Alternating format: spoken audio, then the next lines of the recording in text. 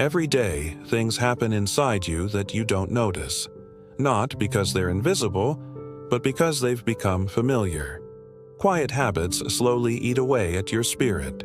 Carl Jung once said, "What we do not make conscious will return in our lives as fate." Fate doesn't always come as disaster. Sometimes it comes as small habits that steal your faith in yourself. The most dangerous shadow isn't failure. It's the belief that nothing is worth the effort anymore. This cynicism doesn't come from wisdom, but from broken promises to yourself. Each time you delay change, you lose trust in your own words. You start surrounding yourself with others who've given up, creating what Jung called a collective infection of the shadow. Together, you justify stagnation. You talk about plans, read books, imagine success, but never step outside your comfort zone. Jung warned, enlightenment does not come from imagining figures of light, but from making the darkness conscious. Good intentions are not enough.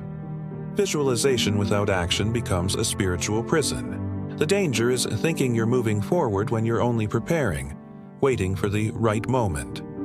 But that day never comes. Real change begins with imperfect, small actions. Jung said, "There is no awakening without pain."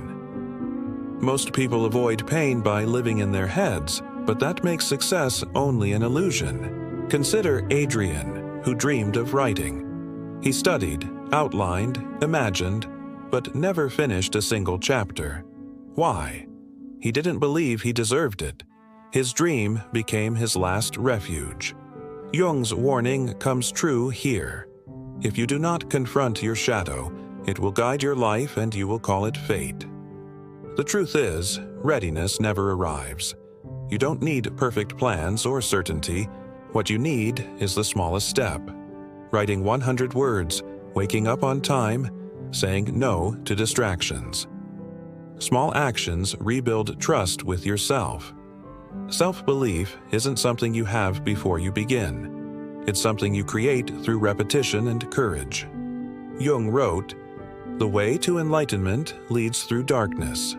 That means not waiting for fear to disappear, but learning to walk with it. Not waiting for confidence, but acting to rebuild it. The ego seeks safety. The soul seeks growth.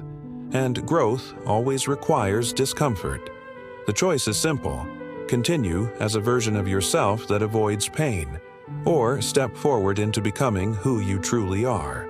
Start now, not with more plans, but with action, no matter how small. Each step rewrites your story until you no longer imagine a stronger self.